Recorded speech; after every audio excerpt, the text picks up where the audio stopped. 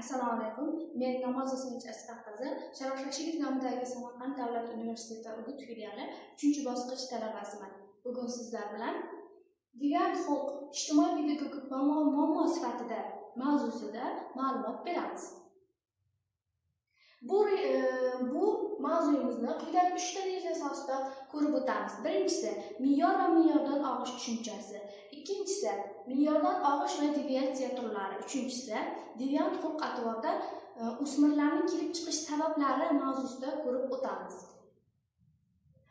Me'yor va me'yordan og'ish tushunchasi va tavsifi. Me'yor va me'yordan og'ish tushunchasi har qanday jamiyatda u jamiyat qaysi rivojlanish bosqichida bo'lmasin,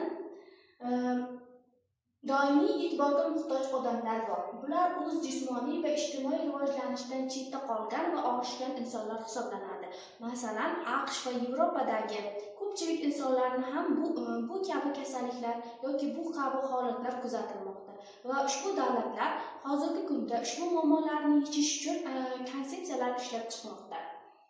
Masalan, zamonaviy AQSh va Yevropa davlatlarida u yoki bu og'ishlarga ega jamiyat va jamiyatga integratsiyalashgan konsepsiya amalga oshirilmoqda. U konsepsiyaga ko'ra bu odamlar ham jamiyatning teng huquqli bir a'zosi bo'lishga haqli ekanligini ta'minlash nazarda tutilgan. Avvalambor bunaqa odamlar ko'payishining asosiy sababi me'yor tushunchasining og'ishiga sabab bo'ladi.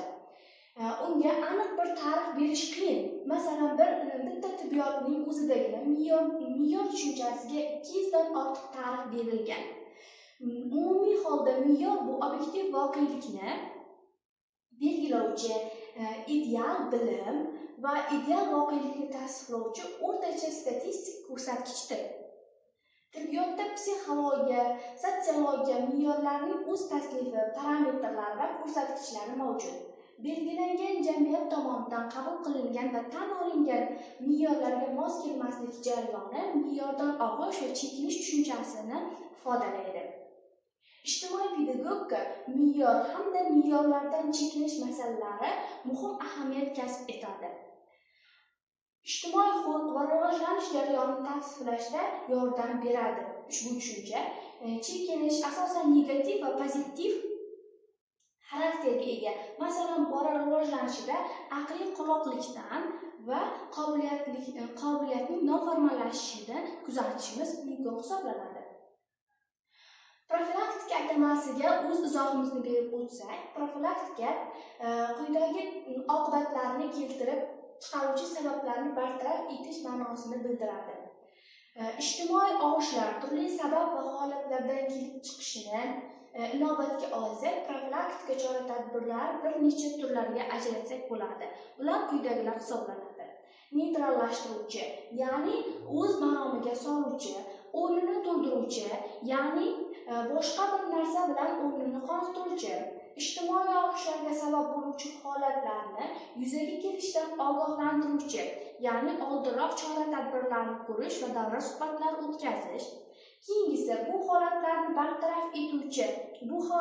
bartaraf etish chora-tadbirlarini ko'rish, o'tkaziladigan profilaktika ishlarini nazorat qiluvchi sohalarni ko'rib o'tishimiz mumkin. Reabilitatsiya obyektlari quyidagilar hisoblanadi.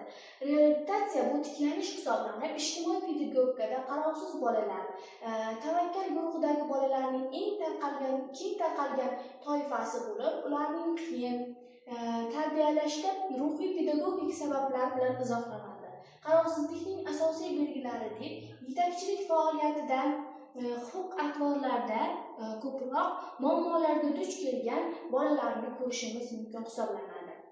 Voyaga yetmagan huquqbuzar yetim bolalar, xulq-atvorida chetga og'ishi bo'lgan o'smirlar bu toifaga avvalambor ijtimoiy adaptatsiya, ijtimoiy rollarni egallashi biroz qiyin bo'lgan bolalarni misol qilib keltirishimiz mumkin bo'ladi. Uchinchidan, psixosomatik va nerv psixologik sog'lig'i buzilgan va funksional og'ishga ega bo'lgan bolalarni keltirishimiz mumkin.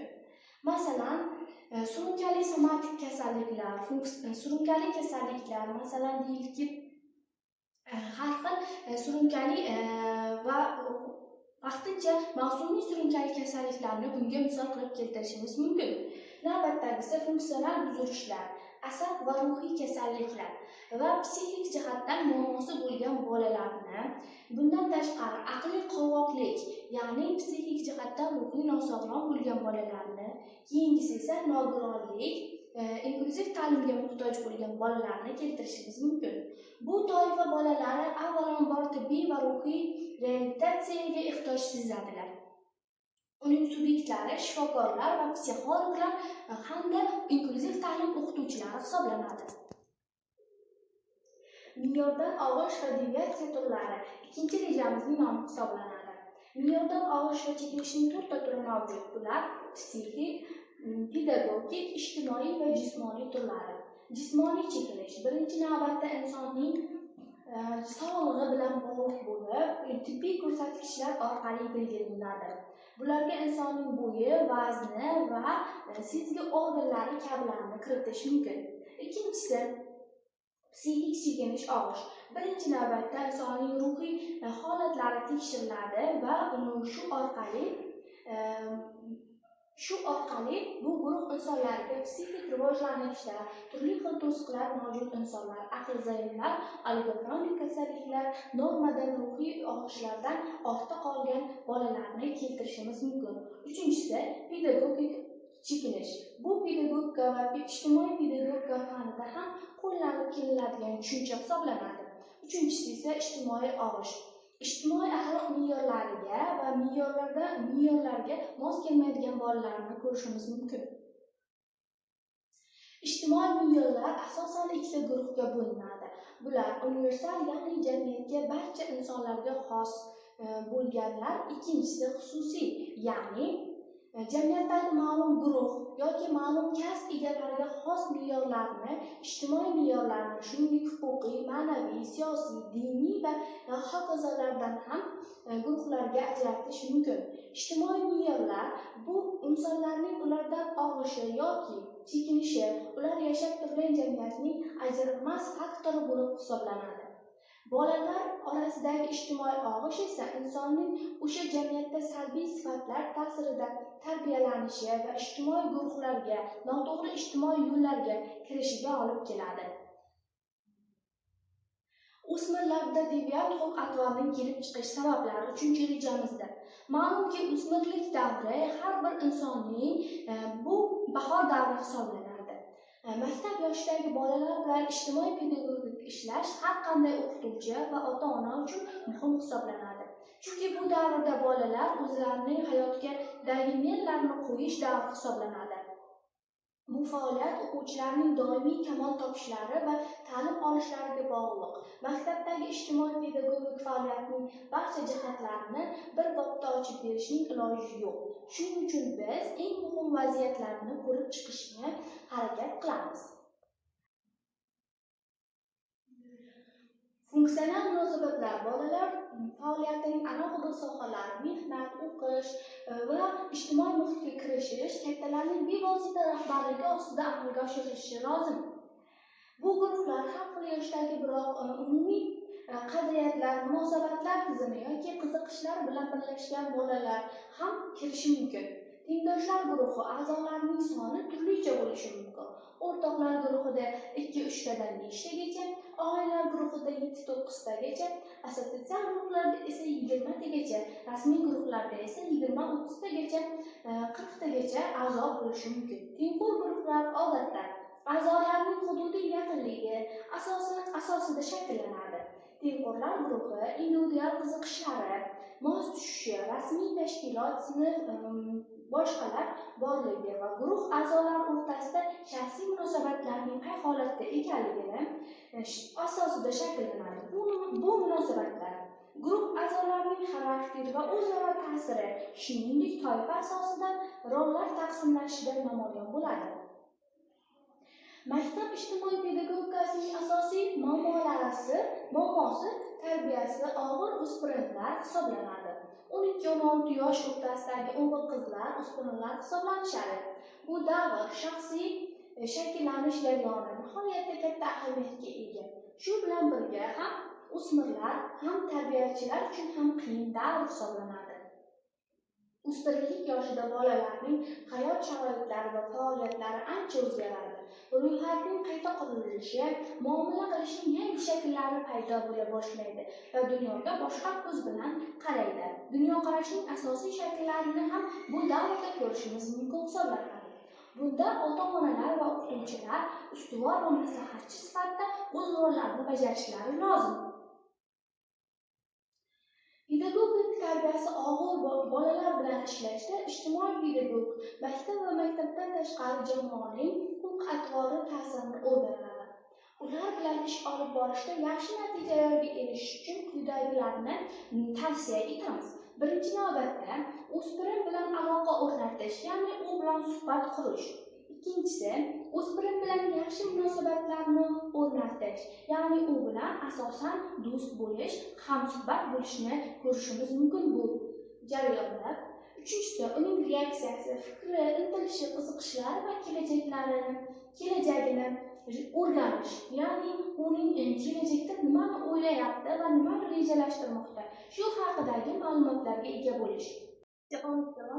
Pedagogik texnologiyalar o'smirlar bilan birga ishlashdagi asosiy muammolarning ajoyib yo'llarini ko'rsatib beradi. Ulardan quyidagilarni misolga keltirishimiz mumkin. U o'smirlar bilan aloqani bir necha bosqichlarga bo'ladi. Birinchisi, qarashlarda roziliklarning to'planishi, ya'ni psixologning fikricha qarashlar muhim ahamiyatga ega hisoblanadi va u ushbu qarashlarda qanday holatlarga roziligini o'smirlarni ko'rib chiqishni tavsiya etadi. Ikkinchisi, uning qiziqishlarini bilib olish. Har bir insonning dunyoqarashini bilishda avval qiziqishlardan boshlanadi. Uchinchisi, o'smirlikning roziligi. Avvalo o'smirlikning roziligini olish juda qiyin hisoblanadi, lekin bu davrda suhbatlar va qiziqishlarni bilish ushbu yo'lni amalga oshirishimizga yordam beradi. Uchinchisi, xususiyatlar va sabablarni tushunish, ya'ni o'smirlar taraf bo'lib fikrlash va ularni o'z o'rniga qo'yib fikrlab ko'rishni tavsiya etadi. Navbatdagisi, uning shaxsiyatini, salbiy xislatlarini o'rganish. Har bir shaxsning salbiy va ijobiy taraflari bo'lganidek, o'smirlikning qaysi salbiy taraflari va ushbu o'smirning qanday holatda nojo'ya harakatlarni yo'l qo'yishi mumkinligini o'rganib chiqish. Navbatdagisi, yurish-turish va o'zaro munosabatning umumiy normalarini ishlab chiqish, ya'ni ushbu o'smir uchun umumiy odob-axloq qoidalarini ishlab chiqish hisoblanadi. Tarbiya jarayonida kompleks yondashuv o'spirinning guruhlarda paydo bo'ladigan mikro va makro muammolarni yechishda yordam beradi.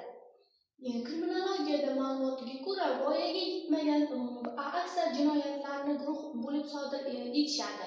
Voyaga yetmaganlar asosiy jinoyatlarni guruh bo'lib sodir etishadi. Ya'ni o'smirlik hayotida guruhning o'rni beqiyos hisoblanadi. Amaliyotda isbotlanganidek, ajratib olingan o'spirinning buzarliklarni bartaraf etishga qaratilgan pedagogik faoliyati har doim ham kutilgan natijalarni olib kelmaydi.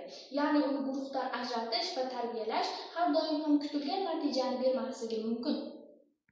Bu holat huquqbuzar o'spirinning yashash joyidagi guruhning a'zosi bo'lganligi va uning xatti-harakatlari, guruh kayfiyati, ularning hayot tarzi, fikrlashi boshqa a'zolarga bog'liq bo'lishi bilan izohlanadi. Demak, biz pedagog tarbiyasi og'ir bolalar bilan individual faoliyat olib borishining muhimligini e'tirof etgan holda ushbu o'spirin tarbiyalanayotgan guruhda ham pedagogik faoliyat olib borishimiz muhim hisoblanadi. Xulosa qilib aytadigan bo'lsak, deviant xulq-atvor zamonaviy ijtimoiy pedagogikaning dolzarb muammolari hisoblanadi va ushbu muammoni yechishning asosiy yechimi bu oilada, maktabda va muhitdagi asosiy holatlarni ko'rib chiqish, o'rganish va ularni to'g'ri yechimini topa bilish hisoblanadi. Muammoning yechimlari maktab, oila, jamoatchilik jipslashgan holda birgalikda yechilishini talab etadi. Faqatgina erta diagnostika va samimiy pedagogik yordam orqali og'ishgan xulq-atvordagi har tomonlama o'smirning ijobiy tomonlamaga o'zgartirishimizga sabab bo'lishi mumkin hisoblanadi. E'tiboringiz uchun rahmat.